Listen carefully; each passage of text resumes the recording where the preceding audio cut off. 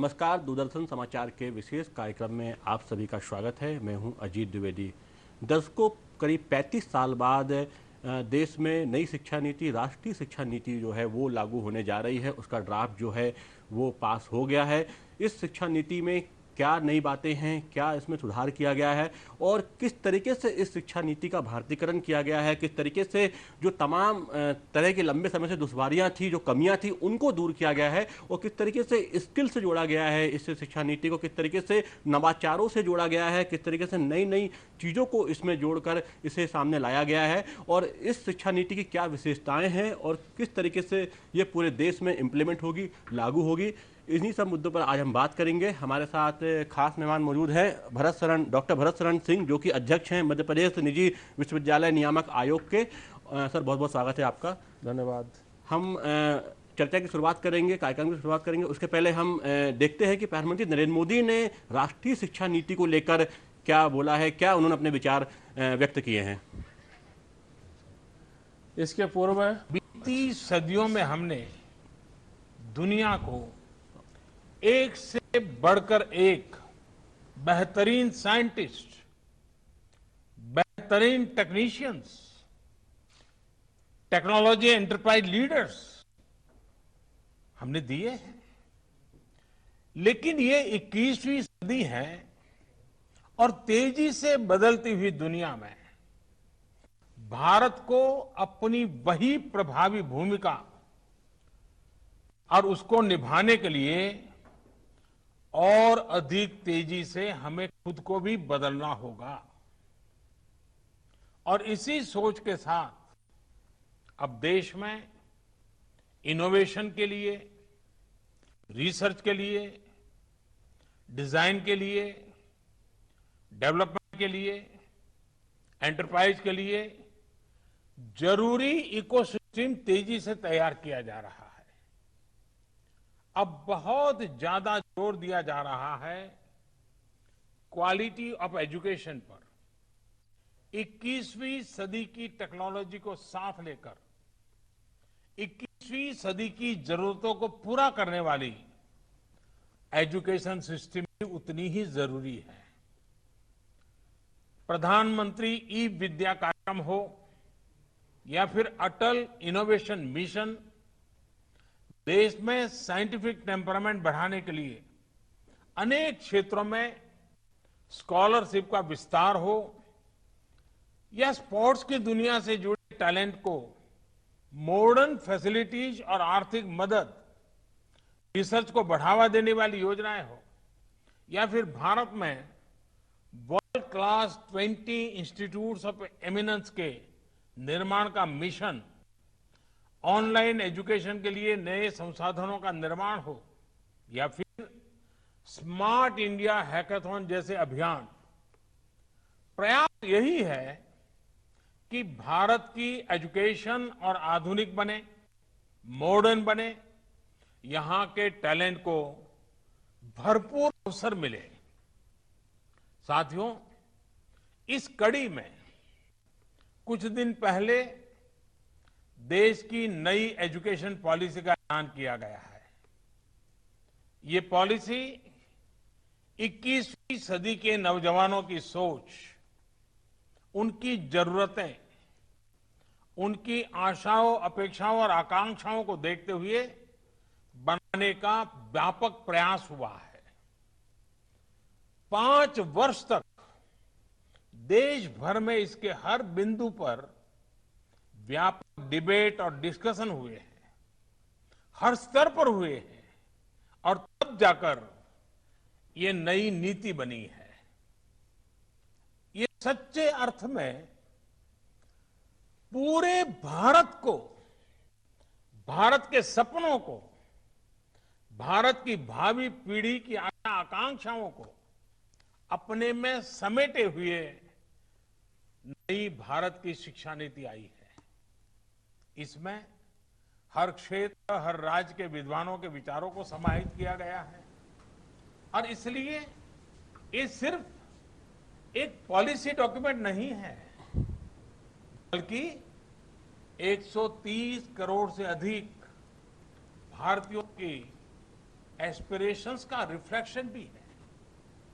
साथियों, आप भी अपने आसपास देखते होंगे, आज भी अनेक बच्चों को लगता है कि उनको एक ऐसे विषय के आधार पर जज किया जाता है जिसमें उसका कभी इंटरेस्ट था ही नहीं।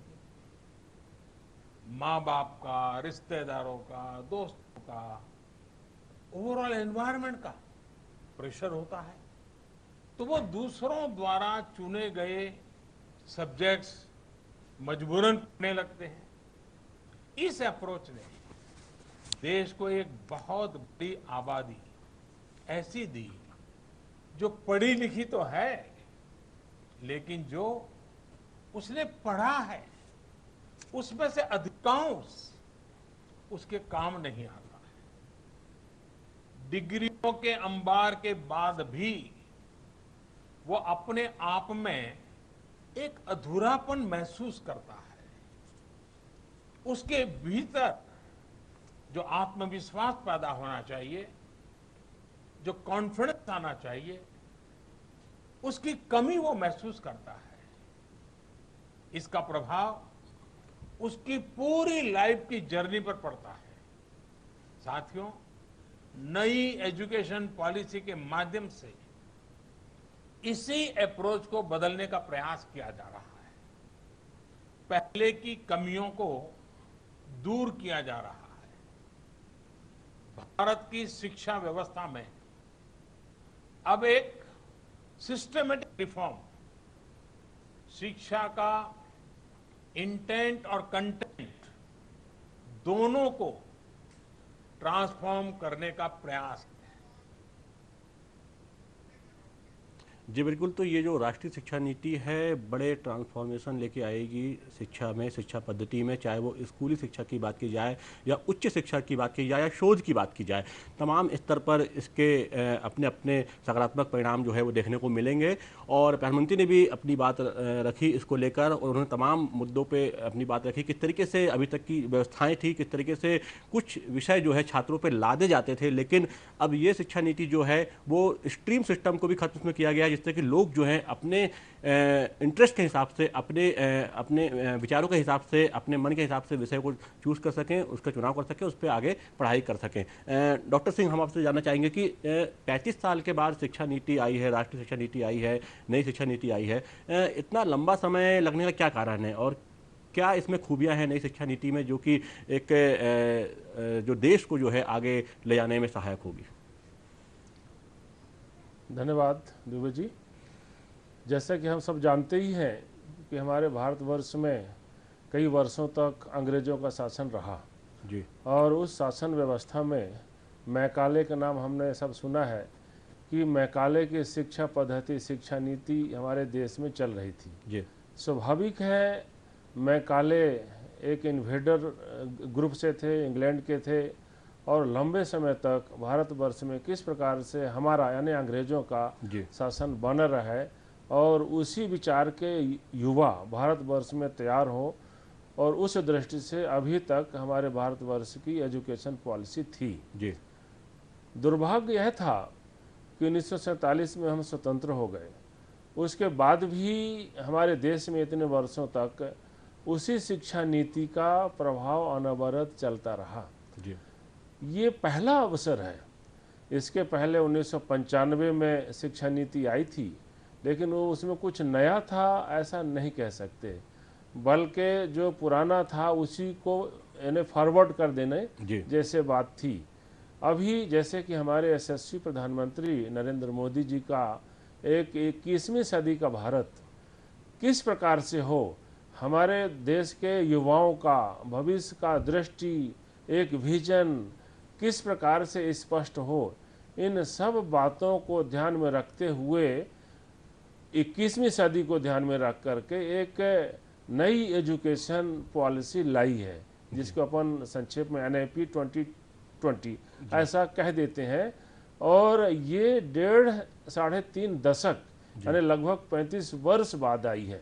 जी, और जैसा कि स्वयं प्रधानमंत्री जी अपने उद्बोधन में कहते हैं कि ये सहज एक रात में ये नीति नहीं बनी, इसके पहले कहीं न कहीं 130 करोड़ देशवासियों के प्रतिनिधियों के विचार सम्मिलित हैं। सम्मिलित है, बिल्कुल बड़े स्तर पे, व्यापक स्तर पे विचार विमर्श किया गया, लोगों व्यापक की स्तर सलाह पर ली गई, प्रत्येक राय ली राज्य के विद्वानों से राय मशविरा लिया गया है। जी सोशल मीडिया पर इसकी लिंक जारी की गई थी, उसमें बहुत से हमारे इनोवेटिव आइडिया रखने वाले टैलेंटेड यूथ ने अपने विचार रखा है, आइडिया दिया है। बहुत से जो ऐसे शिक्षा क्षेत्र में कार्य करने वाले सामाजिक संगठन हैं उनकी राय ली गई है, और इसके बाद एक पूल तैयार किया गया और फिर उसमें विषय विशेषज्ञ बैठ करके किस प्रकार से उसको अलग अलग श्रेणी में बांट सकते हैं कि शालेय शिक्षा के लिए क्या, उच्च शिक्षा के लिए क्या, शिक्षा के शिक्षा के अतिरिक्त ऐसा कौन सा बिंदु है जिसको हम फोकस कर सकते हैं, अनेक प्रकार से व्यवसाय से, स्किल से, वोकेशन से जोड़ करके। और फिर एक चौथा पार्ट भी है शिक्षा नीति में कि उसका क्रियान्वयन कैसा हो। और जैसा कि आपने पूछा कि पुरानी शिक्षा और इस शिक्षा की नीति में बेसिक अंतर क्या है, तो ऐसे तो ये कि ये बड़ा विषय है जी। लेकिन जैसा पहले एक शब्द चलता था 10+2 जी और उसके बाद कॉलेज, वो 3 और 4 ऐसा चलता था जी।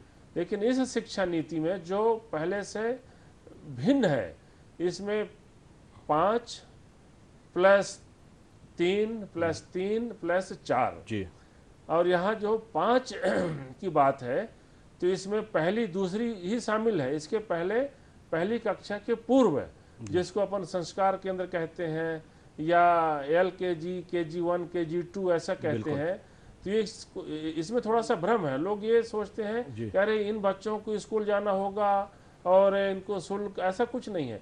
ये संस्कार पक्ष को मजबूत करने के लिए किस प्रकार से उस बच्चों में ये सब बातें आ सकती हैं, क्योंकि और ये भी कहा गया है कि इसमें मातृभाषा या क्षेत्र भाषा, क्योंकि जब हम कोई चीज मातृभाषा में पढ़ते हैं, क्योंकि यहाँ एक बात भी समझनी होगी, मैं विज्ञान का विद्यार्थी हूँ और हमारे मस्तिष्क का विकास केवल 6 वर्ष के आयु तक ही होता है और कहते हैं कि neural cells can not be repair, यानी 6 साल बाद उम्र के बाद नर्व्स का बनना बंद हो जाता है। बाकी जो भी हमारा बच्चा विकास करता है वह सराउंडिंग से, वातावरण से, पारिवारिक परिवेश से, लोगों के मिलने जुलने से ये करता है। तो ये पहला पार्ट है 5 वर्षों का। इसके बाद फिर 4, 5, 6, 3 इसी प्रकार से 3 और उसके बाद फिर 4। कुल मिला के बच्चे की जो नींव है, जो बेस है, वो मजबूत करने की इसमें कोशिश की गई है, इसमें ध्यान दिया गया है। और ख़ास तौर पर जो बच्चा अपनी मातृभाषा में जो है वो चीज़ों को सीखे, किसी भाषा का जो है वो अलगाव नहीं है, किसी भाषा का जो है उससे अलग नहीं है, लेकिन हाँ जो बेसिक शिक्षा होगी, जो प्राइमरी शिक्षा होगी, जो बुनियादी शिक्षा होगी, मातृभाषा में होगी। उसके बाद अन्य भाषाएं भी जुड़ती जाएंगी और जो एक बच्चा चाहे तो दूसरी भाषाएं भी सीख सकता है, लेकिन मुख्य भाषा जो है अपनी अपनी भाषा में शिक्षा मिले। ये एक लंबे समय से ऐसी आवश्यकता महसूस की जा रही थी, क्योंकि जिस तरीके से विदेशी भाषाओं को थोपा गया और कहते हैं कि अगर वो भाषा आप नहीं जानते हैं, अगर आप तो कहीं ना कहीं आप अल्पज्ञ हैं या अज्ञानी हैं। लेकिन अब कोशिश की गई कि भारतीय भाषाओं को साथ लेकर दूसरी भाषाएं भी सीखे और जो न्यू है वो भारतीय भाषा या मातृभाषा जो है उससे मजबूत हो। ये कितना बड़ा आप मानते हैं परिवर्तन है? हाँ, इसमें जो है जो मातृभाषा या क्षेत्र भाषा की बात है जी केवल 5 यहीं तक सीमित है। जी। बाकी हमारे सीमाएं जो है भाषा के संबंध में सीमित नहीं है जी। आप अनेक भाषा कुछ भी पढ़िए, बिल्कुल आपकी स्वतंत्रता है, लेकिन 5 वर्ष तक। और जो मातृभाषा या क्षेत्र भाषा की बात है, चाहे जिसकी जो भाषा हो, तमिल की, तेलुगु की, जो भी है, तो इसमें क्या है कि जब हम मातृभाषा में कोई चीज़ कहते हैं तो उसकी इमोशंस, उसकी फीलिंग बच्चे में अलग प्रकार से आती है। जैसे हम माँ, पिता ऐसा कहते हैं तो उसके मन मस्तिष्क में एक अलग प्रकार का भाव आता है। डॉक्टर सिंह, एक बात और है इसमें कि जो स्ट्रीम सिस्टम होता था, जो स्ट्रीम होता था, साइंस स्ट्रीम है, आर्ट स्ट्रीम है, कॉमर्स स्ट्रीम है, उनको ब्रेक किया गया है। अब इंजीनियरिंग का छात्र जो है वो म्यूजिक भी पढ़ सकता है, एक जो आर्ट का छात्र है जो वो गणित भी पढ़ सकता है। तो ये कितना बड़ा परिवर्तन आप मानते हैं? क्योंकि ये स्ट्रीम सिस्टम में छात्र बन जाया करता था और कहीं ना कहीं उसकी जो नैसर्गिक जो उसकी क्षमताएं होती थी वो एक सांचे में जो है वो कैद हो जाया करती थी। नहीं, बहुत अच्छा प्रश्न आपने पूछा है।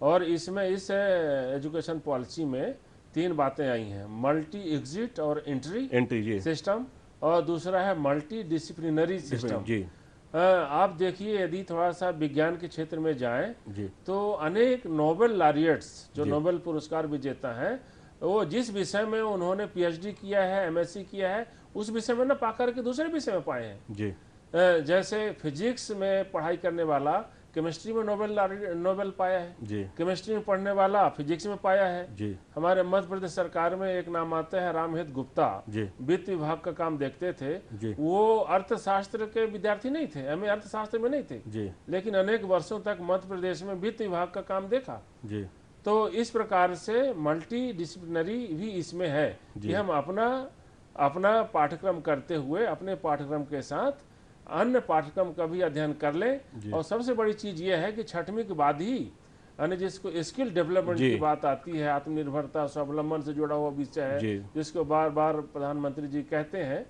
कि 6वीं के बाद ही यदि आप इस प्रकार से अन्य विषय जो स्वावलंबन से जुड़ा हो उसका चयन कर सकते हैं, तो हो सकता है 10वीं और 12वीं करते करते आप कुछ अपने आप को ऐसा योग प्राप्त कर लें कि आप आत्मनिर्भर भारत और स्वावलंबन में अपनी भूमिका सुनिश्चित कर जी कोई सकते हैं। ऐसी स्किल जो है वो डेवलप हो जाए, क्योंकि देखा गया है कि डिग्रियां जो है बहुत सारी इकट्ठी हो जाती थी, लेकिन कोई स्किल, कोई टैलेंट ऐसा होता नहीं था जो कि समाज में काम आ पाए। और इसलिए शायद 6ठी क्लास से कोडिंग और स्किल डेवलपमेंट को जोड़ा गया है। और इस कारण से ये जो नई शिक्षा नीति है, राष्ट्रीय शिक्षा नीति है, ज़्यादा प्रैक्टिकल बनकर सामने आती है। हम जानते हैं कि भारतीय जनसंचार संस्थान नई दिल्ली के महानिदेशक प्रोफेसर संजय द्विवेदी जो हैं, उनके क्या विचार हैं राष्ट्रीय शिक्षा नीति को लेकर। राष्ट्रीय शिक्षा नीति 2020 भारत के सपनों में रंग भरने वाली शिक्षा नीति है। यह भारत को ज्ञान आधारित महाशक्ति बनाने के स्वप्न को साकार कर देने वाली शिक्षा नीति है। और मुझे लगता है कि भारत की सरकार ने लंबे विचार विमर्श के बाद ये जो फैसला किया है वो बहुत महत्वपूर्ण है। इस शिक्षा नीति को अगर हम भारत जैसे विविधता से भरे देश में जमीन पर उतार पाए तो निश्चित रूप से एक सुंदर भारत बनता हुआ हम देखेंगे।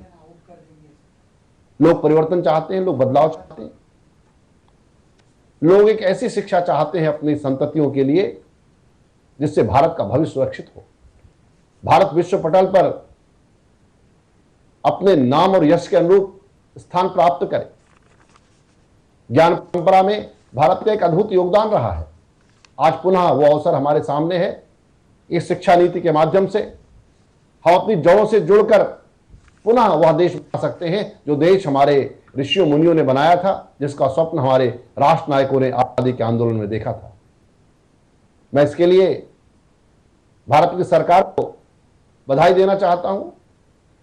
साथ ही मैं शिक्षाविदों का, शिक्षा से जुड़े हुए सभी मित्रों का आह्वान करना चाहता हूं कि वे इस शिक्षा नीति को जमीन पर उतारने के लिए अपना अनथक परिश्रम करें, अपना सब कुछ झोंक दें। समग्र चिंतन और समग्रता में विचार करने के साथ यह शिक्षा नीति क्रिटिकल और इनोवेटिव सोच का विकास करने वाली शिक्षा नीति है। यह मनुष्य का सशक्तिकरण करने वाली शिक्षा नीति है। अपनी जड़ों से जुड़कर भारत के विकास का स्वप्न देखने वाली शिक्षा नीति है। और मातृभाषाओं में शिक्षा का विचार करते हुए इस शिक्षा नीति ने एक अद्भुत कार्य किया है। प्रोफेसर यशपाल जैसे अनेक वैज्ञानिक